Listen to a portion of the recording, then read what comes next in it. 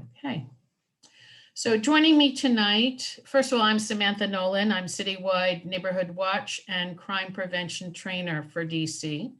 I have been doing this for 20 years. I'm on my 21st year now, and I'm hoping to retire. I tried to retire 5 years ago, trained several people to take over for me, and they retired. So I'm still here. Kai hopefully is going to take over part of this for me. Kai Branch is the outreach coordinator for the 2nd District MPD. And she's an extremely important person at the 2nd District Police Department. And if you don't know her and you need anything from the police, please get to know Kai because she's terrific. And I'll give her a moment to say hello. Good evening, everyone, and thank you for joining this presentation tonight. And I will put, at the end of the presentation, I'll put my contact information in the chat box for you.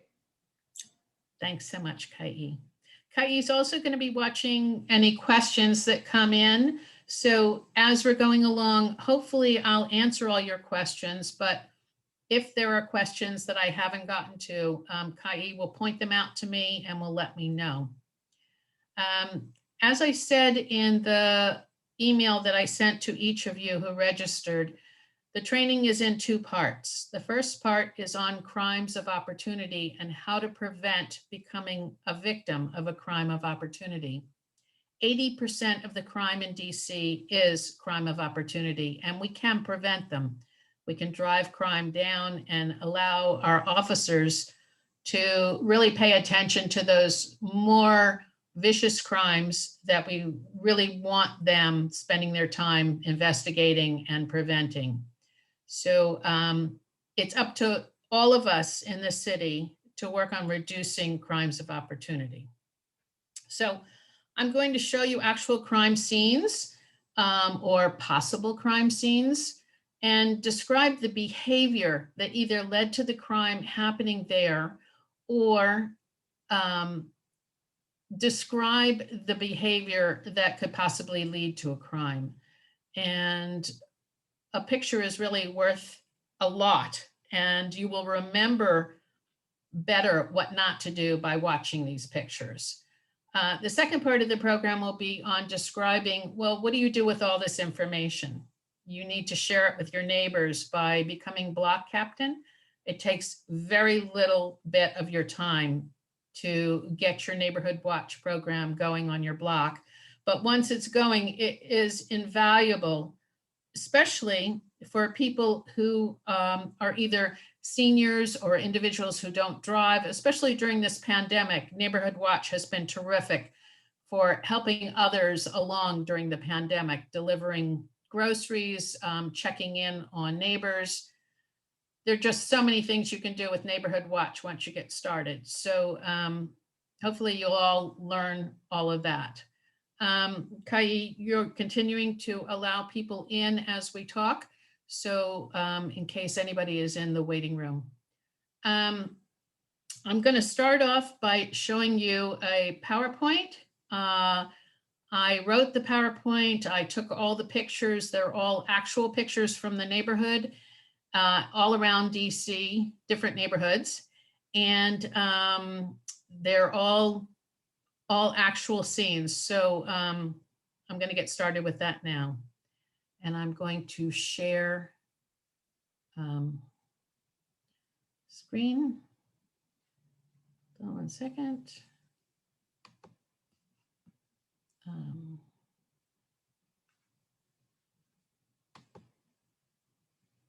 See if I can get this to go.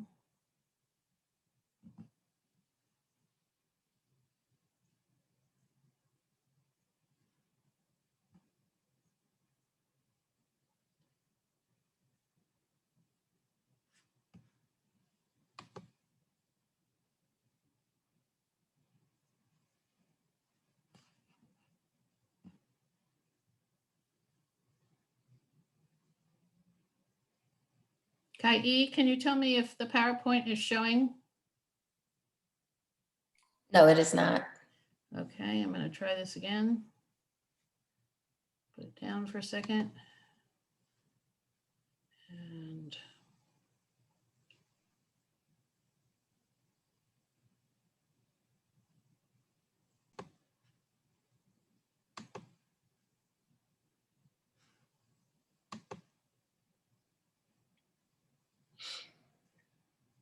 Yep, that's not it either.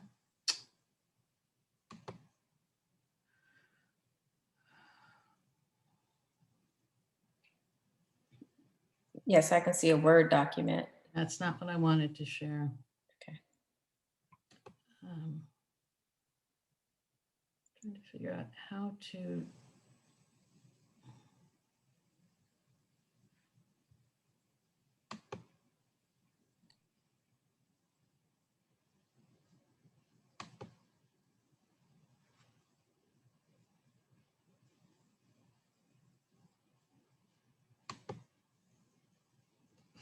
Okay. Got Yes. it now? A PowerPoint. Okay.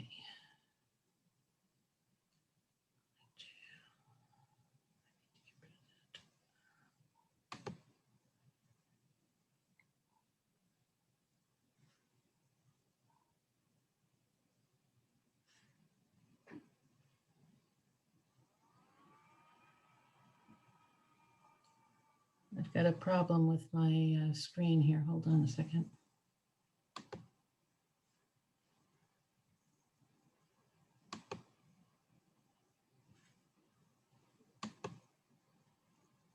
Okay, yes, I can see a full screen.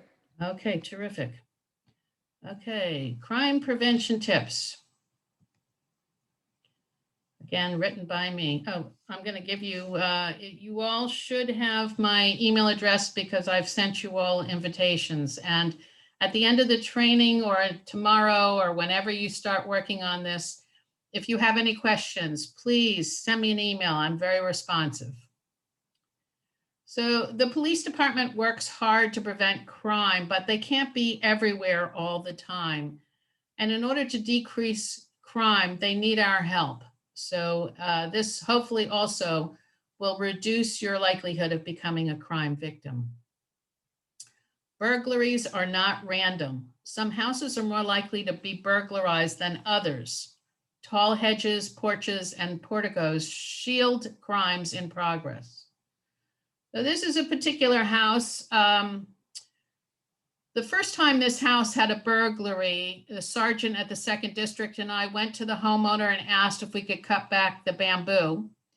And she said no, she liked her privacy and to go away.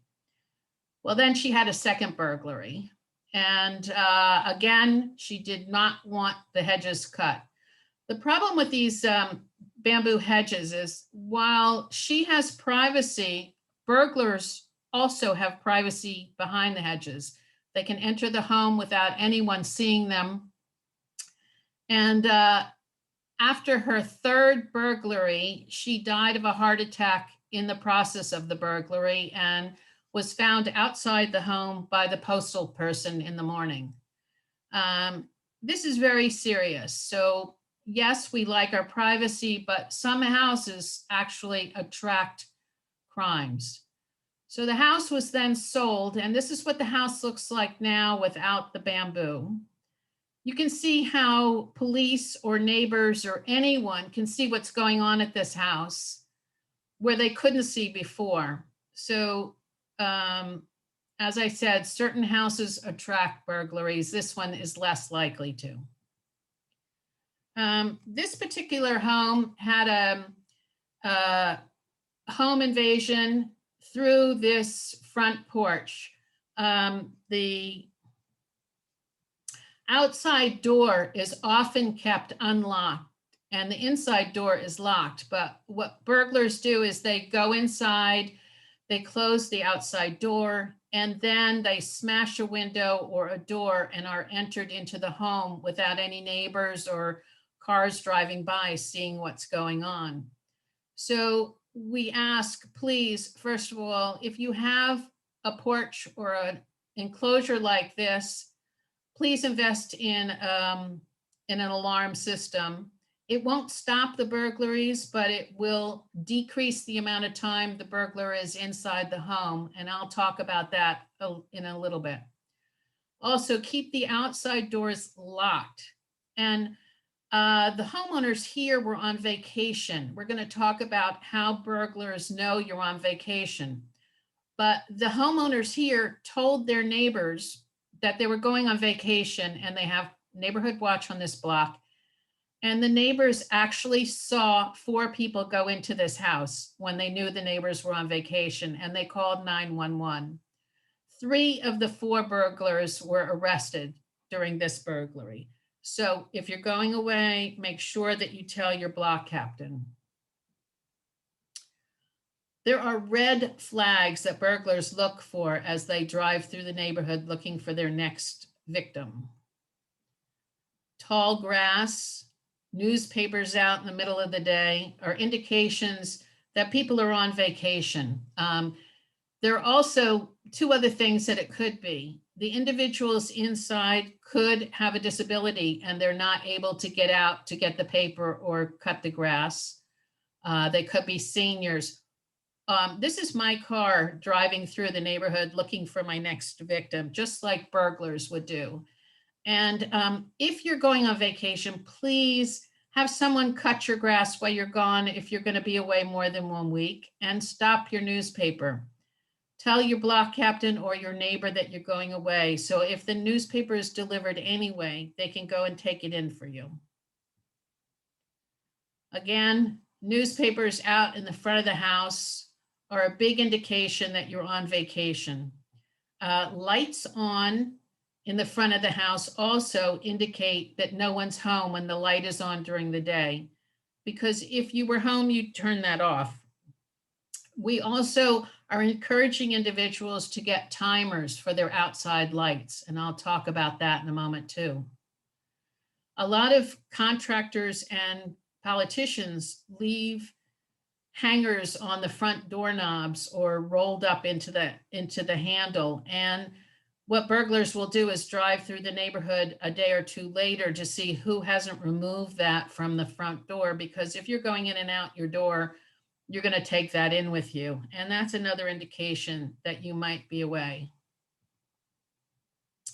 This house, as you can see, 4 newspapers out front and a pamphlet hanging on the railing. During the winter, a lot of people thought during the snowstorms, especially a really deep snowstorm, that people would not be out committing crimes, but we had a huge increase in crimes during the biggest snowstorm. And the way they know what houses and what cars to hit are by the ones that are not shoveled. And especially several days pass when you can see the sidewalk in the front and the sidewalk beyond are all cleared, but this one house has not been cleared, nor has the sidewalk going up to the front of the house. And there are no cars out front. So it very much looks like people are away. So if you're going away in the wintertime, please ask a neighbor to shovel your walk while you're gone. Again, grass growing up, newspaper out in the middle of the day, and the lights on during the day, all indications people are away. So I told you about outside light timers. This is a very easy one to install. You just turn that little switch at the top from off to on, and you set the dial for the time at night when you want your light to go on, and then just simply press the center of that button. And then the next day in the morning, when you want the light to go off, you press that button again, the center of that large button. And it will go on and off every day whenever you set it. And even when you're away, it'll look like somebody's at the house turning on the light, turning it off. You can also set timers to your TV and to your radio or inside your home. This is a little bit fancier one. It costs about twice what the other one does. But this one has a backup battery in case the electricity goes out. It also goes on, and you set it to where you live, and it already keeps track of sun up and sun down and will go on and off automatically. So if you're going on vacation, please stop your newspaper, stop your mail, tell your neighbors you're going away and ask them to watch your house, put your lights on timers, and have the grass cut or the snow shoveled while you're gone. We're also, the city is, has a great program where they're paying for cameras for your home, security cameras, and they will give you up to $200 per camera, up to 3 cameras, or $500 total. They don't pay for the installation, just for the actual camera. They don't monitor your camera, but if there's a crime in your neighborhood, you may have collected that information on your camera. And once you register with the city and when they've paid you for your camera, you're then registered, they will come to you and say, there was a crime across the street. Did your Ring doorbell happen to capture it? So they're not monitoring, they ask you to. But if you're away, every time somebody comes near your door, the Ring will ring on your cell phone, and you can actually talk to the person. If you're in Florida and they're in front of your door, you can ask them, what do they want? What do they need? And it appears that somebody is home, even though you're not there. This is the program. Once you register your camera with MPD, if a crime is committed, they will reach out to you, but they do not monitor the cameras. And the program is listed down below the website. There's also, you can write an email to security.cameras@dc.gov. Again, security.cameras@dc.gov. And you can get all the information, what kind of cameras and everything else about the program. A lot of people are just not locking their doors. They're leaving their windows open, or they're not attaching their skylights to their alarm systems, and burglars are looking for that as well. This is a closed and locked outside storm door, but the inside door is open. These people have a child, as you can see, and leaving things out on your front porch is also a welcome mat for a burglary or a theft. I can get through that door with a credit card in a second. So outside doors are not made for security unless you get the kind that have metal and you need a key to open, then they're not secure. So please don't depend on an outside door for your security. It's not secure. We have thefts from and burglaries in construction sites. This particular home had a Wolf oven, a Sub-Zero refrigerator, and a Bosch dishwasher delivered. The contractors had been waiting all morning for it. They got the delivery, went out to lunch, and did not lock the front door. A truck pulled up with a dolly, unloaded those 3 items back out of the house, and drove off. So if you're having construction, make sure that you write in your contract that the contractor is responsible for securing the property 24/7 during the construction period, so that if items walk, they're responsible for replacing them, and it's not on your homeowner's insurance. We have burglaries through first floor windows. They actually come in and cut the screen and hop into the first floor property. So if you have windows and you prefer to have your windows open rather than your air conditioner on, we recommend that you put the outside window down and the inside window up, partially open, and secure it with one of these easy to install screws so that the window can't be pushed up or down. It's very hard to hop in through the top of the window, a lot easier to hop in through the bottom of the window, and this actually will help to keep the window in place but not allow anybody to jump in through it. Those are very easy to purchase. I got them at Stroh-Snyder's, but almost any hardware store has those. They come in a package of 5 and it's only a couple of dollars. A lot of burglaries are coming in through the garage. Even if they don't get into the house, they're getting bicycles and ladders, and the ladders they're using to commit other burglaries where people are leaving their upstairs windows open and the downstairs windows closed, but then they leave a ladder outside the house. So the burglars are just climbing in through the second story windows instead. Please make sure your garage doors are kept down and locked. Also, we're having burglaries through the garage door, which was not made for security. Many of them are hollow and can be kicked through. And then the burglar can reach through the hole, turn the knob, and they're into the house. We also have people leaving their keys in the car, in the garage. That is really very risky because after they burglarize your house, they will then drive off in your car with all the goodies in the car. So then we have burglary and auto theft, a combined crime. I am told at trainings all the time when I do them in person that people like to keep their keys in the door in case there's a fire or an emergency and they can get out quickly. But what you don't realize is that some burglars come with glass cutters. They drill a nice little hole in the glass, reach in, turn the keys, and they're in. And usually attached to those keys are your car keys. So again, they're in your home, you've got an intruder in the house, and they're driving off with your car. So please attach those keys somewhere close to the door, but away from any glass where no one can reach in to grab them.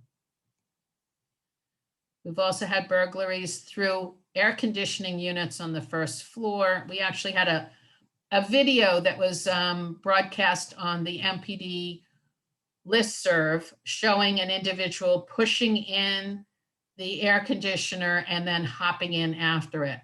So if you have first floor air conditioners, we recommend putting in the cage around it so that it can't be punched in. In the DuPont Circle area, we had a lot of burglaries through skylights. They were using the fire escape stairs to get up onto the roofs, and then they were cutting the tops of the plastic on the skylights and jumping down into the homes through that skylight. So if you have an alarm system and a skylight, it's really important to have a motion sensor along the ceiling area that runs directly below the skylight. So if they jump down, they will break that motion sensor. The alarm will go off, and again, they'll spend less time in the house. For that reason, if you have an alarm system, which again, doesn't always stop a burglary, but it causes less time for the person to be in the home. Don't leave your valuables on the first floor near doors, because they will grab whatever they can, whatever is out. And if they see it and they want it, they're going to take it. So purses, laptops, all of your electronics should not be anywhere near a door if you're on your first floor. Again, ladders outside the home are used for entering homes. And we actually have a video of burglars admitting to using ladders that they found on the property to get in a second floor window.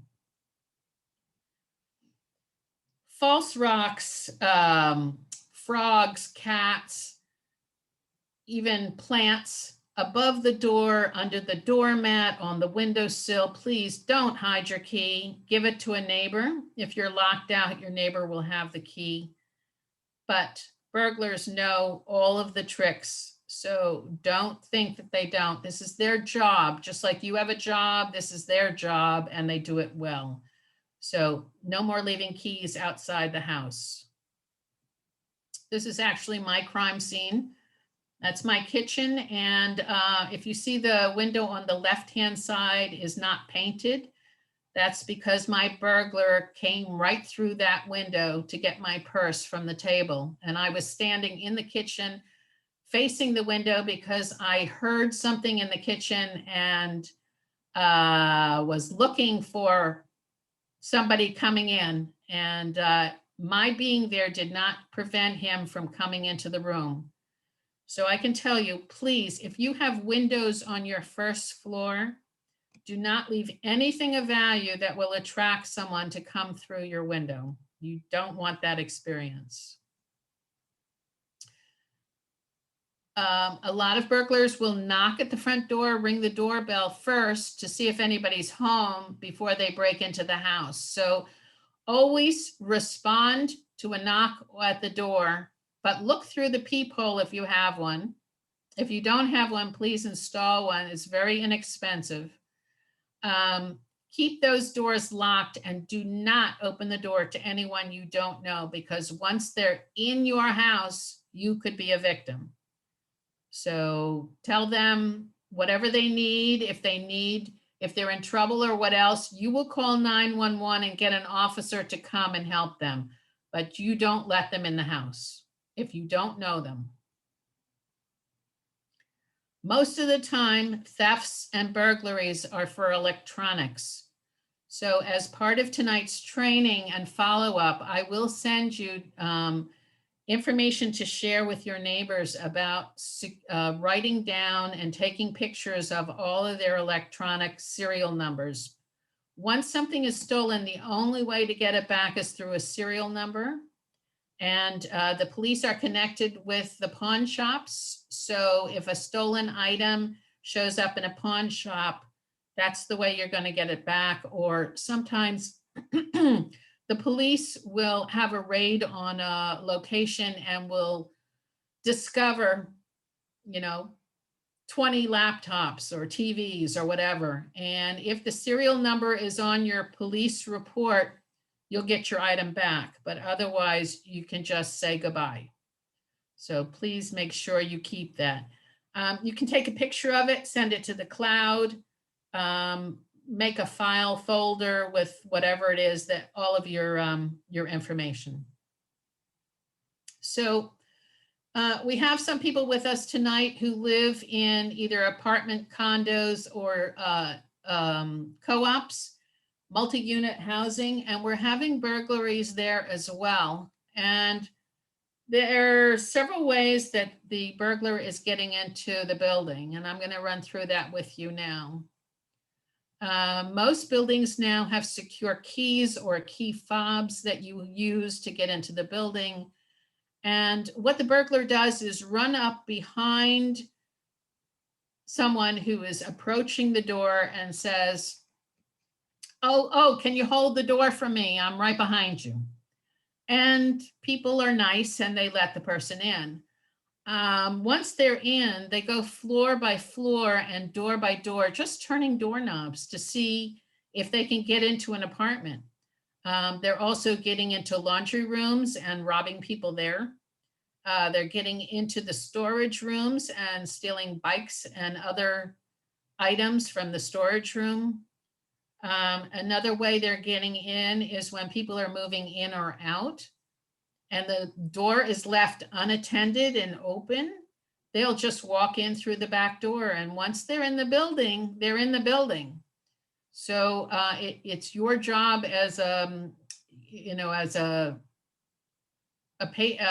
resident of that building to make sure that you don't keep a door open or let in a burglar. So the way to do it is to not be so nice and to say, can I see your security key? I'll let you in, sure. Can I see your security key? Otherwise, close the door and let them use their own. But we have to stop being so nice to people and letting them in behind us. I'm going to stop right now and see if there are any questions along the way, Kai. So far, no questions in the chat box. Okay, I'll keep going.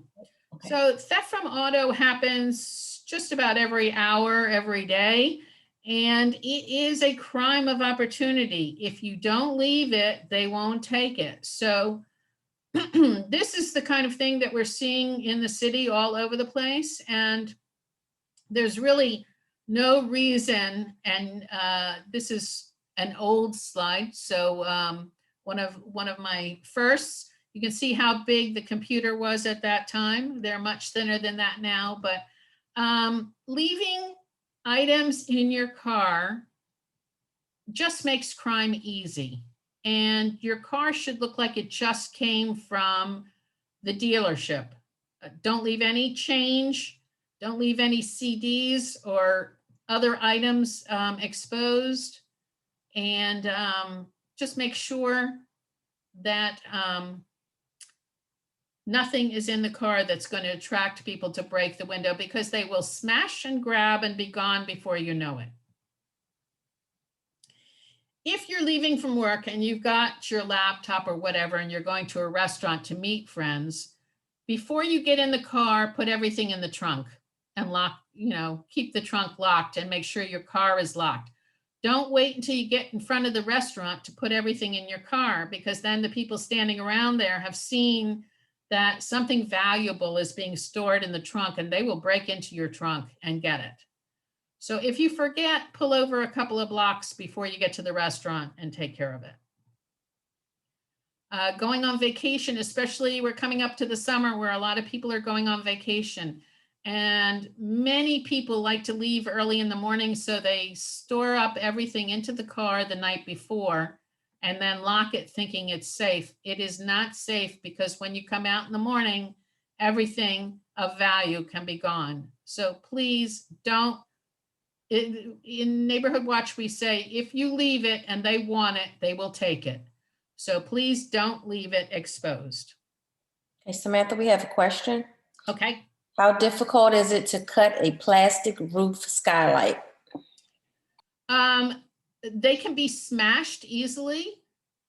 We had, I think this was in 2011, around 2011, we had maybe 17 of them cut.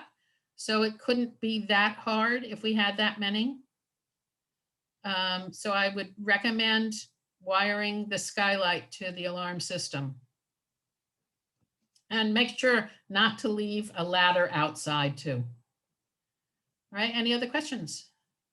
Yes, we have another. Okay. Do you have any recommendations to prevent packages from being stolen from a condo building?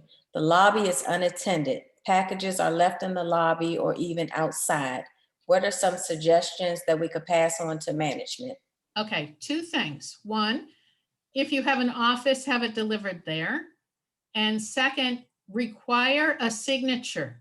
And that way the person will have to come and get a signature from you for your package, or from somebody. The signature will have to be from somebody if it's not attended in the lobby. The other thing is, if you have friends who are home all the time, have it delivered to their house instead of yours. Those are my suggestions. There are also, is the police department is no longer doing that, are they? They're not accepting packages? No. Okay, so there are Amazon stores. If you've ordered from Amazon, you can actually pick it up from an Amazon store instead of having it delivered to your house. Other suggestions? Okay, anything else? Okay. And we have a question about theft from auto. Are child safety seats a vulnerable item? Would a thief want them? I don't see them carrying them through the street.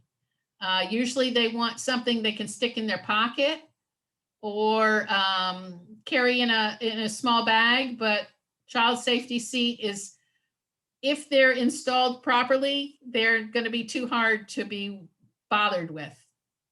Would you agree with that, Kai? I would think so, yeah. Yeah. Yeah. Okay, Something anything that's else? quick and easy. Right, something quick and easy. They don't want to get caught too. All right, so I'm going to go on.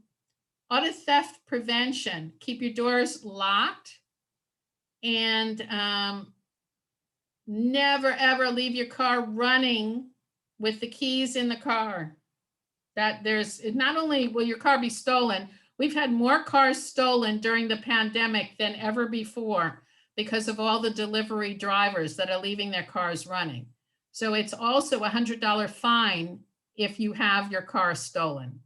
And I see that we have a hand raised. Can you write your question in the Q&A? I see 2 questions in there, Kai. I Yeah, can't you answered access both. them. You answered both of those. Okay. Mhm. Is the hand still up? Yes. Hopefully she'll write her question in the Q&A. And I'm going to keep going because if I stop for all of them, we'll never get done. A lot of people have key fobs now and they leave them in the car, in the garage. You cannot lock your car if the fob is in the car. It technically will not lock. So never leave your car fob, the fob in the car, hidden in the console or under the seat or anywhere. Because what we have is people flipping the handles, and if they can get into the car, then they get in and they punch the power button and the car takes off and they've got your car. So never leave your fob there. The other thing is there is a technical device that they can use to, I think there are some people in the waiting to come in, Kai. I'm not sure. I'm getting some kind of a signal. Yeah, I can't see those. Okay. Mm-mm. So there's this device that they can point at your house. It will bounce off your key fob inside the house and will actually start your car. And they will drive your car away, but as soon as they turn it off, they can't start it again. But they're taking cars like that. So we're asking folks to keep the key fob in some kind of a metal container inside the home and away from the front door so that that tool cannot be used to start your car. So this is just a sample. I don't know if I'm on view, but I will show it later when we're back together again after I finish sharing. Oh, there's an example of it. It's just a metal container and you can keep your key fob in that when you're not driving. All right, out in public, there are lots of thefts. And most of them are purses from the backs of chairs. This is at Shakespeare Theater. This person is busy talking in a conversation in the cafe area, not paying attention to her purse. Now, you have to have a ticket to get in here, so it's less likely it's going to be stolen, but this is the behavior that I see all over town. This is a restaurant, and this is the sidewalk going right by this particular person's purse. This is Connecticut Avenue. This is Pennsylvania Avenue, and on and on. So please, folks, if you have a purse, first of all, if you're going out at night, take a small purse only with your cell phone, one credit card, your keys, no more than you need. Don't take everything you own as you do most days in a giant purse. Second of all, put it on your lap with your napkin on top of it. If your purse is too big, put it between your feet and put your foot through the strap of the purse. And that way, if somebody pretends to be dropping something and grabbing your purse, they're not going to get very far because it's attached to your leg. So those are some tricks for how to deal with a purse when you're out and about. This is in Target. I went in with a camera and I asked the manager if I could take pictures of people leaving their purses in carts, and he said, we don't have that here. And I said, I would like to take some pictures. Can I come back and show them to you when I'm done? So within 10 minutes, I found 10 purses sitting around with just no one anywhere around. I mean, you can see how far away that woman is from her purse. She just left it there and went down several aisles looking for something. This is just a crime of opportunity, and this happens every day in Safeway, Giant, Whole Foods, Target, Costco, anywhere there's a basket, people are dumping their purses and walking away from them. So please keep them on your body, keep your hand through the strap. And if your purse is so heavy that you can't hold it on your body, you've got too much in there for the day. So try paring down and only taking what you need each day. We have a new machine that can walk past you and actually take your credit card information from your credit card without even having your credit card out in the public. So this is a wallet that I recommend. It's made of aluminum, and it prevents that particular device from being able to read your credit cards. This is a really important item. I recommend them. I'll show them to you as we get in further if you can't see me right now during the talk. Cell phones on tables. As soon as people sit down at a restaurant, they reach in, take their cell phone out and stick it on the table. And these are disappearing very easily. People will walk past the table, put their hand out on top of the phone. As you're talking to your neighbor, they just slide the phone right off and keep walking. So keep it in your pocket, because if they see it and they want it, they're going to take it. This is a boardwalk in a beach town. Phones just sitting on the ends of the table, people talking to each other, not paying attention. These are walking away. So if you're out in public, keep your electronics hidden. Again, if they see it and they want it, they're going to take it. Store all of your property in a drawer. Lock the drawer if you can. Make sure you can get a lock for your drawers for all of your personal information. In offices, we have wallets taken from men's jackets hanging on the backs of doors.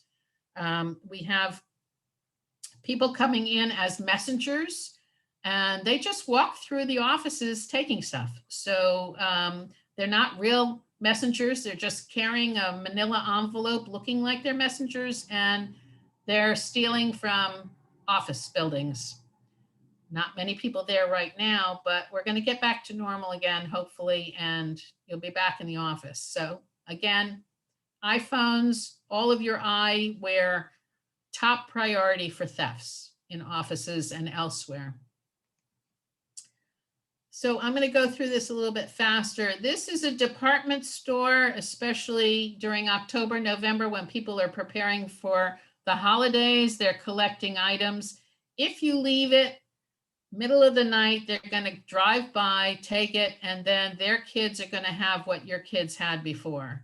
So keep your stuff out of sight, because if they see it and they want it, they're going to take it. A lot of kids drop their bikes and go inside, have lunch, come back, and the bike is gone. Don't leave them out exposed, especially near the road. And again, keep your garage doors closed and locked. This was a mother's group, and the moms and the babies were inside, and there were 7 strollers outside, a department store for high-end strollers. So, if you wanted one, you could walk up and take one, and the moms were inside, nobody was paying attention. So don't leave things sitting out.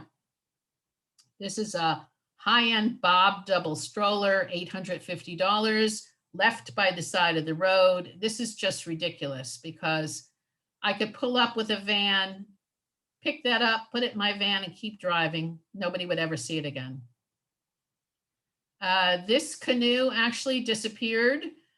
This is only 2 blocks from my house. I knocked on the door of the neighbor and asked them to put it behind the gate so it wasn't so exposed. And they said, "Really, Samantha, who's going to take my canoe?" And it disappeared 12 o'clock at night. Dog walker saw somebody load it up onto the top of a car and drive off. So if they see it and they want it, they're going to take it.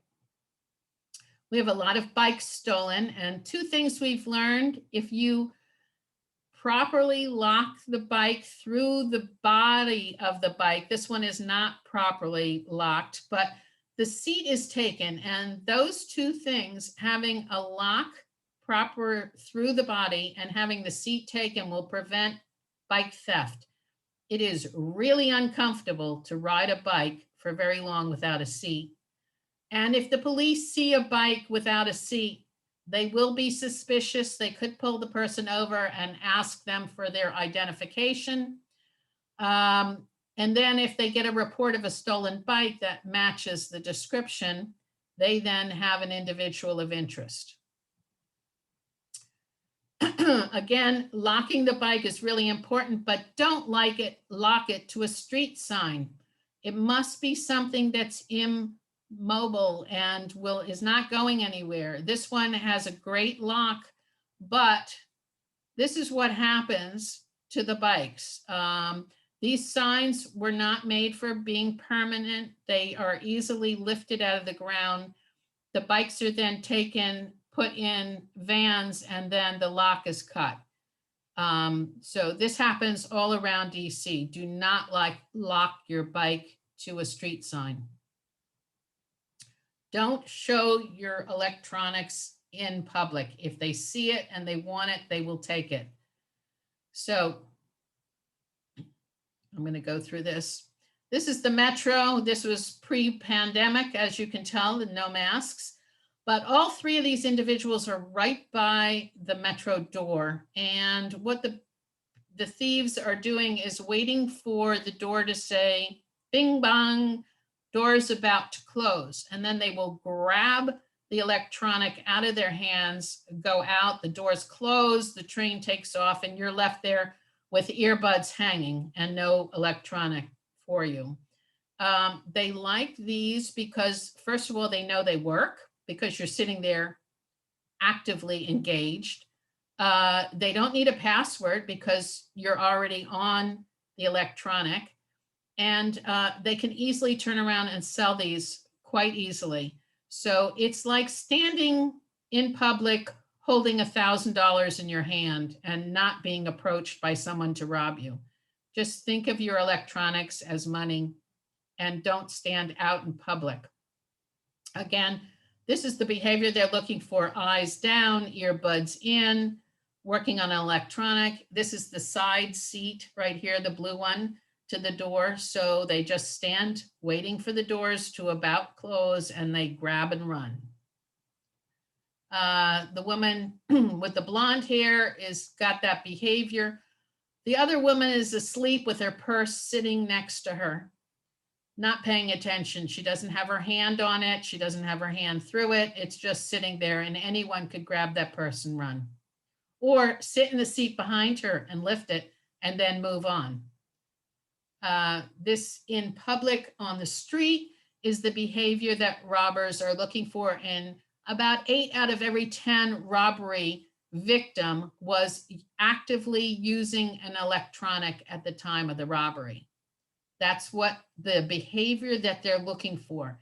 Earbuds in, eyes down, not paying attention to your surroundings, and actively using your electronic. Makes you the perfect victim. Please, when you're out in public, keep your electronics hidden. Pay attention to where you're going. Here we've got a perfect victim standing right on the corner where cars can go in either direction, grab that big purse and the electronic and keep going. This is not paying attention to where you're going, and it's not safe. So these are just 3 of the many, many crime reports that we get every day about a snatched phone from people's hands while they're standing on the street. This happens all the time. Please, please don't leave your electronics out. So we're having sexual assaults, and it is safer to go out in groups and to come home with the same group. If somebody in your group meets somebody at a bar, let them take their number and their name and arrange for another time to get together someplace out in the open, but do not leave them behind. Bring them home with you because you never know what's going to happen. What we have is people putting substances in drinks and then you get up to go to the bathroom or to dance, leaving your drink behind, and substances are being put in those drinks that make you very, very tired and unresponsive. And then the person will say, my car is right outside. I'll give you a lift home. You look really tired. You know, let's call it a night. I'll just drop you off. And you do not make it home safely. So if you buy a drink and you leave that drink, make sure that you buy another drink. It's worth the money just to be safe. Never accept a ride from an individual that you don't know. Even if you have armloads of grocery bags, do not take a ride from a stranger. You may not make it home safely. So let's say you have a crime at your house. I'm going to stop right here for a moment. Any questions in the box? Yes, we have one. Someone is asking the difference between home invasion and burglary regarding number of criminals and what they are after. Okay, so a home invasion is when somebody's in the home, and that's called a B1, a burglary 1, individuals in the home. That's would be a home invasion. A burglary, most times there's nobody's home. They see the red flags and they know nobody's home and they enter the home. That's a B2. That means nobody was in the home. And what was the other part of the question?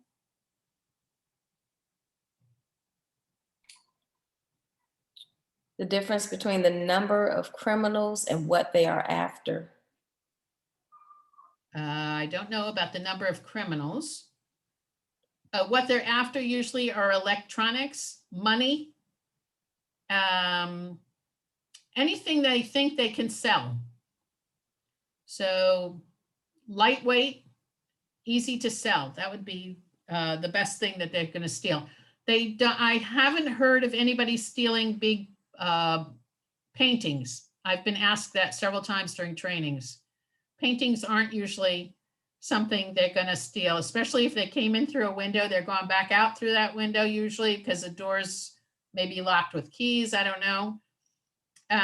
But usually they're not carrying those big items, big TVs. They're not carrying those. So what else? Computers, that sort of thing. Laptops, iPads. So let's say you have an emergency at your house and you call 911. So where's the address? You've got your, let's say you're having a heart attack and every minute is very important and the ambulance is driving up and down the street trying to find your home, but there's no address out front. Okay, where's the address? Well, I've been told the address is right there, Samantha. Can't you see it? Well, it's a shiny brass on yellow. So no, it's not very usable from the street. It can't be seen, and especially not at night. So other people have told me, well, you know, there's my address. Well, script, very pretty, not very practical. It's hard to read that. Okay, so let's use some numbers. Well, this one has numbers. It's copper that's turned blue on a blue door. Not very practical, not readable. So I talked to them and they painted it black so it'd be more readable, but you can't see it at night. So what do we want? This is 56 something something. Not helpful to have the flowers growing around your address. And putting it in the grass is definitely not any place anybody's going to look for the address. So let's look at some good ideas. This house has it covered twice. So what we want are black on white by the light. So you can see that the black 3212 on the outside column is great during the daytime, black on white, out in the light. And then at nighttime, it's right next to the front light. So it's going to be lit up and can be read. This is our A+. This is black on white by the light. I'm going to show you when we're back together again, the difference between these numbers and what most people have. And I can buy these numbers for $1 a piece at Home Depot. It's worth it, folks. It's worth it to increase the size and to get that black on white by the light. Again, black on white by the light. That's the light of the door, the light next to the door. So this house has it twice, once out on the gate because the house is set back from the street, and then again above the top of the door. You can see those numbers nicely. If you have an alley behind your house, please write it on your trash can. And if you have like a garage, you can put the numbers on the garage. So other things that you can do to help with reporting a crime. It's very important to call 911 if you see anything suspicious. Don't worry about bothering the police. What really bothers the police is if you see something and you don't call them while it's happening, because that's the time when they can stop it and arrest the individual in the act of committing a crime. So if there's graffiti or burned out streetlights, that's a 311 city service number, but 911 is for a suspicious call. So I was standing on the street with a large camera. I was taking pictures of the insides of cars that had lots of stuff. And this guy starts walking down the street, flipping the handles on every car that he passed. Now, I don't know about you, but when I walk down the street, I don't touch anybody else's car. That to me is suspicious behavior. So I called 911, but I didn't see his face. I only saw how tall he was based on those 3 signs that are there. He was as tall as the top of the first sign. And I could give a description of where he was walking from, what direction towards what intersection, and what he was wearing and his behavior. That's all I could report. But that was enough. That was enough so that a car could stop, question him, why are you flipping the handles on cars? Okay, so if you see it, please call it in. Try to get the best description you can of the individual. This was on a wanted poster, so I can release it. But you can see from the shoes especially, you really want to look at the shoes because sometimes they'll wear something that says like Washington Wizards so that it draws your eyes to those words and not to the face. And then they'll tear that shirt off and they've got Boston Celtics on underneath that. That item is called the tearaway. And if they're going to commit several crimes during the day, often they will wear several different shirts. So that when the police are looking for Washington Wizards, this guy just walks right past them. You've got to do more than just look at the top of the body. You need to look at the face, look for facial hair, look at the shoes. They're not going to change their shoes. And this guy's shoes, one yellow and one red, very distinctive. Okay, his green backpack, his one arm yellow, one arm blue, very distinctive. So give as best a description as you can of the individual. And this will be in your packet also. Things to pay attention to when you're trying to describe a suspect. This is VIN etching. I'm going to describe this to you a little bit later. After we go through this, I have an example of what the VIN etching looks like, and I'll show that to you. It takes 5 minutes. It's free. And the auto insurance industry is doing this to help protect auto theft because when the cars are stolen, either they're taken for joyride or for chopping, and they can't chop a car door if the window has a VIN on it because they have to replace the VIN of a stolen vehicle before they can sell the door. That cuts into profits. So we haven't really seen cars that are VIN etched stolen. Graffiti is the first sign that crime is in the neighborhood.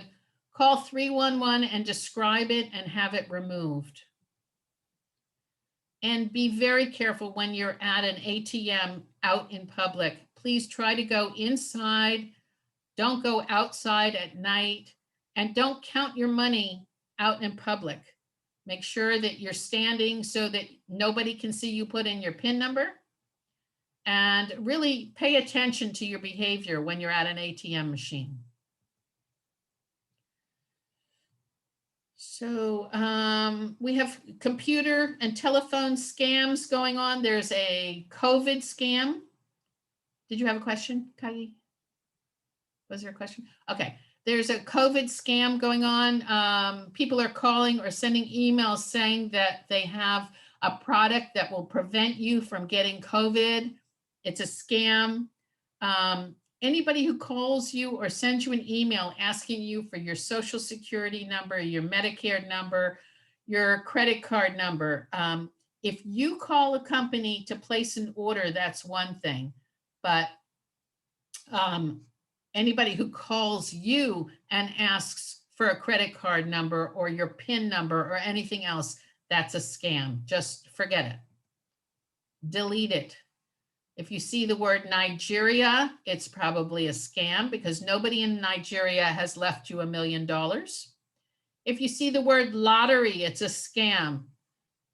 Unless you have bought a ticket in a lottery, nobody else knows who wins that lottery. So if you just go up and buy a Powerball, nobody knows who you are and nobody's going to call you to tell you you won. Most emails that are in another language, unless they're from somebody that you specifically know, are scams. And never open an attachment without a description from somebody you know. Those will infect your computer.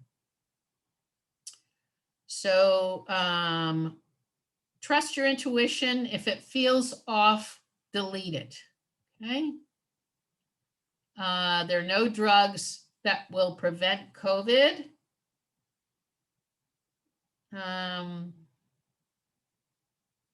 Check reviews. If you're using a contractor, make sure it's from a reference from somebody you trust. Don't just hire people off the street that you've never heard of. And everything that comes in the mail that has your name, address, anything inside that has your bank account number, your Medicare number, whatever, make sure that you use a shredder and shred it completely, including in the middle of a magazine, there will be an order form that also has your information. So you want to shred the outside of the magazine, and I'll go through this a little bit more when I show it to you. Please don't leave your mail in a mail slot like this. We're having personal ID theft and bank theft from bills that are left out like this. Take them and put them in a mailbox, or take them to the post office, or hand them to your postal delivery person. So we're going to stop now. We're going to get into the second part of going into Neighborhood Watch. Any questions so far? Yes, we have 3 questions. Okay. All right, the first is, could you go over what to do if someone has a weapon? Let's say it's a walk at dusk and they are trying to rob you. Give them whatever they want. Whatever you have is not worth your life. You can always replace it. Give them whatever they want. That is my advice. Try to get as much of a detail of the suspect as you can, unless they have a gun and come up from behind you and say, do not turn around. Do not turn around. Just do whatever they say. Let it be over. We've had people with aerosol sprays that have, or kicking the people or trying to hit the person. That starts an assault. And if you assault them, they will hurt you. So just give them whatever they want. Next question. What do you suggest if robbers are using crowbars to gain entry into your condo building? I don't know how crowbars are being used to get into condo buildings, but if they are, you've got to work with management. And we can have a lieutenant come in your area and talk to management about it. If you have already tried to work with management and they won't do anything about it, speak to your lieutenant for your police area. And Kai can let you know that if you're in the 2nd district. If you're in the 4th district, we have some people tonight from the 4th district. Write to me and I'll give you your outreach coordinator's information and then work with them.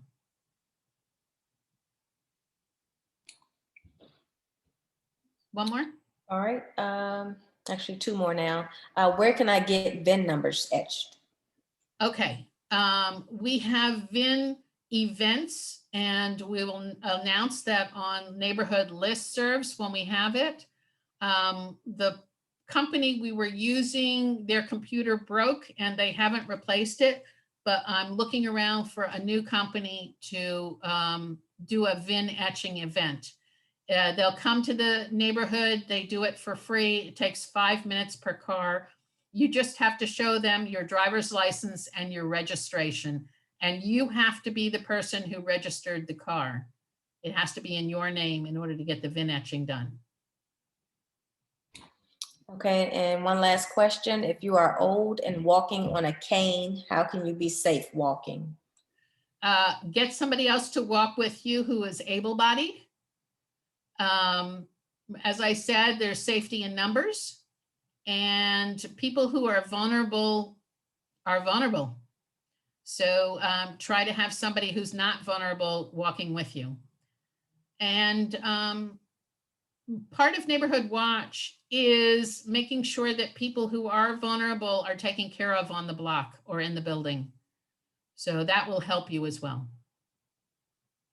Anything else? Okay, we're going to start with Neighborhood Watch now. Hopefully we've still got an audience.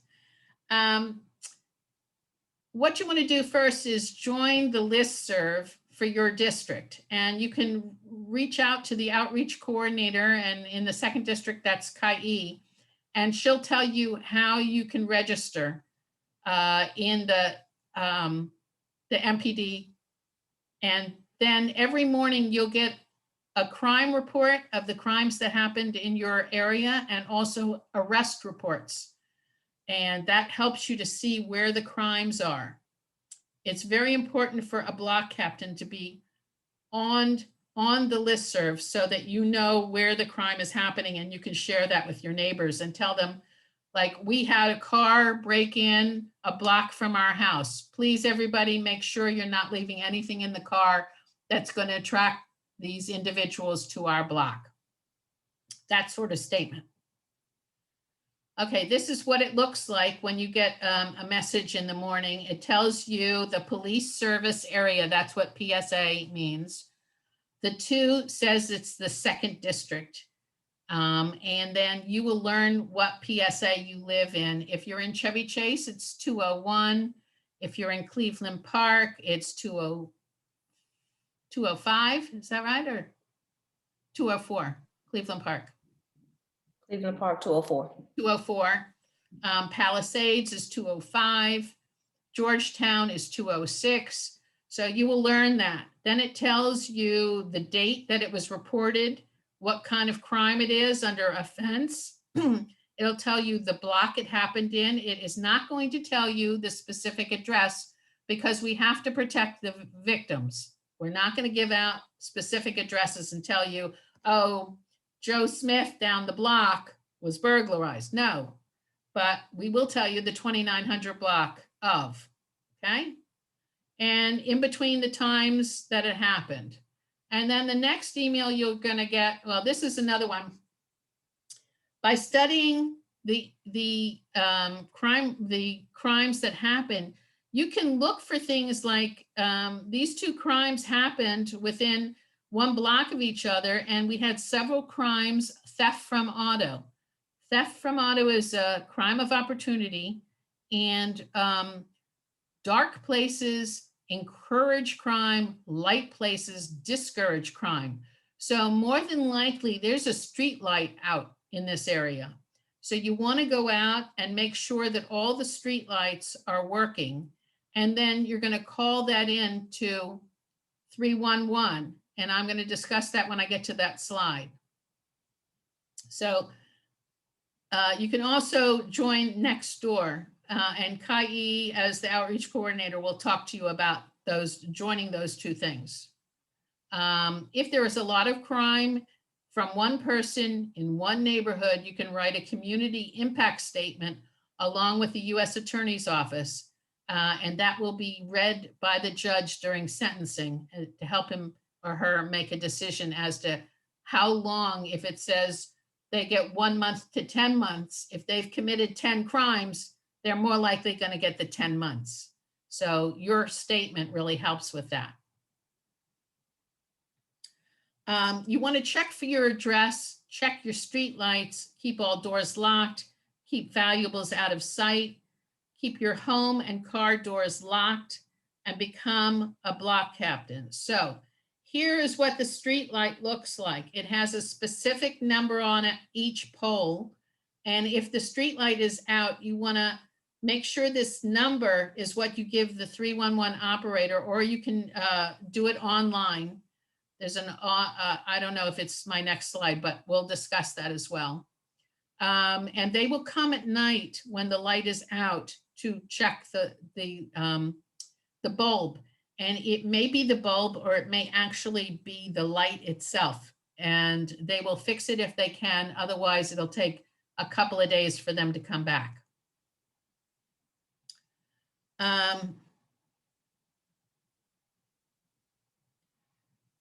Okay, this is, if you see it, say it. So call 911. I went through this already. I'm going to go form a buddy system when you're going out. This will also help that person who has a cane.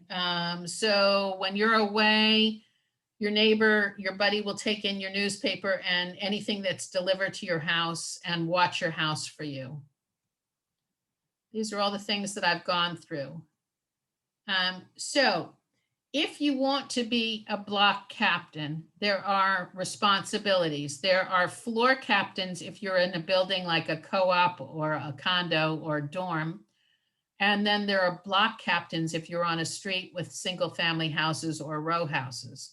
And everything I'm showing you now, I will send to you tomorrow as if you've taken the training, okay? So the first thing you're going to do is you're going to go door to door meeting your neighbors. This was a lot easier before the pandemic, but you can still do it with a mask on.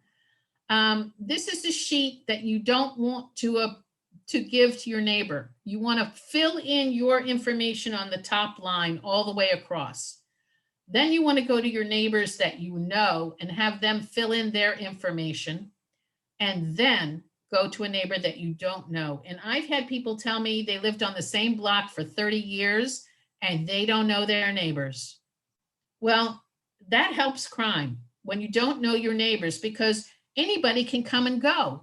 But if you know your neighbors and you know who lives in a house and somebody you know doesn't live there is going through a window or a door, you're going to be concerned and you're going to start asking questions and you're going to contact your neighbor.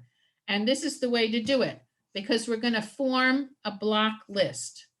After we get all this information filled in by all the neighbors on the block, or if it's an apartment building or whatever on your floor, then as you're greeting them, you're going to hand them this 2-page Preventing Crimes of Opportunity, which is a lot of what you've watched, but it will help them.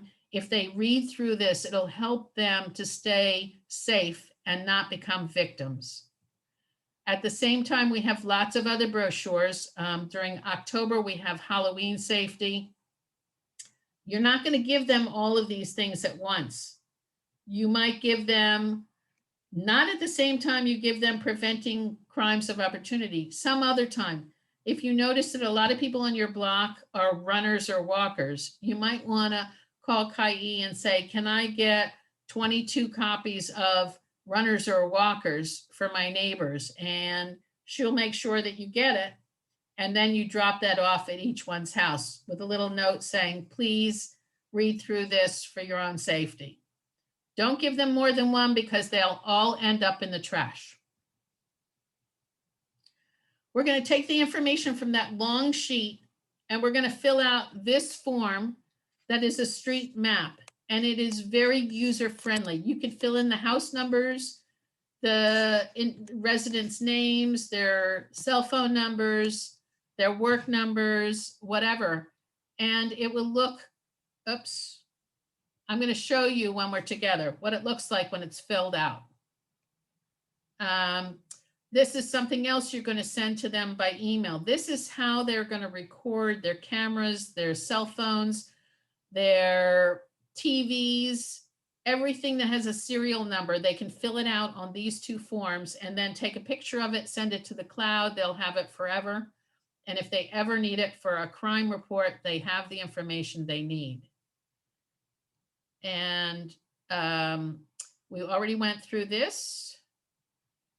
So here's the phone number that you can all write down. It's 202-727-5124 or security.cameras@dc.gov. That's what I gave you before.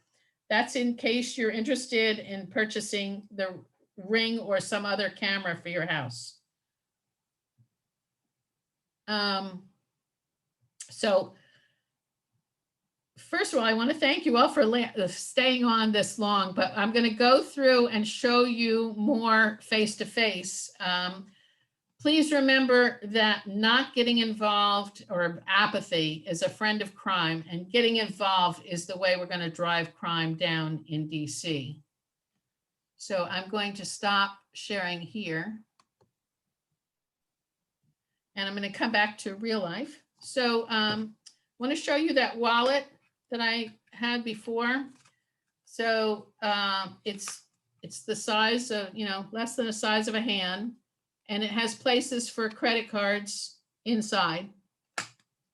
And this is just a metal box for keeping your fob in the house. I want to show you the house numbers, the difference between your house numbers. So this is what most people have. And these are the nice numbers that I showed you. And you can see how much more readable the larger number is. And I got it at Home Depot. It was $1. I don't know how much they are now, but that was purchased a while ago. When you're shredding, there's two different kinds of shredding machines. You don't want a straight cut shredder. You want a crisscross shredder so that it makes it into little teeny pieces of shredding that can't be put back together again. Although, as you all know from a movie, that it can actually be put back together with a lot of work. Every magazine that you have ever ordered from will continue to send you magazines even after you're gone. My father died in 2002. I'm still getting his magazines. I can't get them to stop. The back of the magazine has your information on it. You want to tear that page off, and inside it has an order form, again with your information. Tear that out and shred that, and then recycle the magazine. There's nothing on here to identify you now. You don't have to shred that. So I'm going to go through and show you. I will send you your responsibilities as a block captain, either for an apartment or a home. The legal size sheet for recording your neighbors. Remember, fill in the information at the top with your information and with your friends that you know on the block. This is the 2-page crime prevention. This is what it looks like when I send it to you, but you can move all of this around and it looks like this when it's filled in. So you can see there are a couple of houses that are empty, nobody there. And the rest of the people are, the home addresses and their names and information are on the sheet. Some blocks are longer than others, so you can extend the sheet, you can make it smaller. It's very user-friendly. So since this block is so long, only the names and the addresses are on the front page. And then they have an Excel spreadsheet with the rest of the information on the second sheet for each neighbor. This is a different one that someone has done to make it their own. This is another block, only had a few houses, so they've changed it. If you go to the same house over and over again and you don't find anyone home, there's a form that I send you that has your name as block captain at the top. And you can send a cover letter saying, I'm the new block captain. We're trying to put together a block list to start neighborhood watch on the block. Would you mind filling this in and returning it to me in the self-addressed stamped envelope? Or self-addressed envelope, doesn't need to be stamped on the same block. But put that together and give it to the house where you've gone over and over again, nobody's been home. This is the witness, if you see a suspect, this will teach you what it is that you need to look for. And you can practice this as people are walking towards you. You can try to think what that person looked like as much as you can remember, and then turn back around after they pass you and see how close you were to what you thought you saw. This is a sheet of acronyms. The police are great about using acronyms, like B1 means a burglary 1, somebody was in the house. B2, this describes all of that so that you can understand when emails come out with acronyms, you'll have the cheat sheet. So that's as much as I wanted to talk to you about. Neighborhood watch is more than just crime fighting, though. If somebody on your block has needs chemo and doesn't drive, you can arrange for the neighbors to form a carpool for that person. If you want to do a whole block yard sale or a block party where you close off the ends of the block and you need the neighbors to sign the form in order to do that and assign everybody different foods. Neighborhood watch helps with that. There's so many ways neighborhood watch helps on a block. And once you get started, you will wonder how you ever did without it because it's so rewarding. So are there any other questions? I see a lot in the chat box. So Kai, you want to help me out with that? So I have 3 questions here. Is it possible to access Narcan somewhere? Do you want to answer that? I'm not aware of any place to purchase that. I'm not sure. No. No. Okay. All right, thanks so much for the presentation. Will this be recorded and on the CCCA website? It is recorded and it will be on the CCCA website. Okay. And actually, that looks like that's it. Yes, that is all the questions. Okay. And those in the Q&A box you've answered. It said Kim F says, I asked a question in the Q. Okay, I'm sorry, this one did come in. Question on crimes in progress or immediately after. Not all incidents are going out on the DC crime alert. Why? That's a problem we've had before, and we're working on that with MPD. We've complained about that. Kai, do you know any more on that? I don't know where they currently are on working with that, but if you do come across an incident that wasn't reported, if you could just send me an email, then I'll have it looked into. It's not MPD that actually writes those. It's oh, somebody just wrote, I think I can purchase Narcan at CVS. Okay. All right. It is FEMA, or not FEMA, it's what's that other office that is in DC government that actually sends out the alerts? They check out the 911 call and they determine whether it's a legitimate call or not. They get background information. before they send out the alert. So there is a delay in time. And we've been discussing with them the fact that we're not always getting the alerts. Any other questions? Nope, that is it.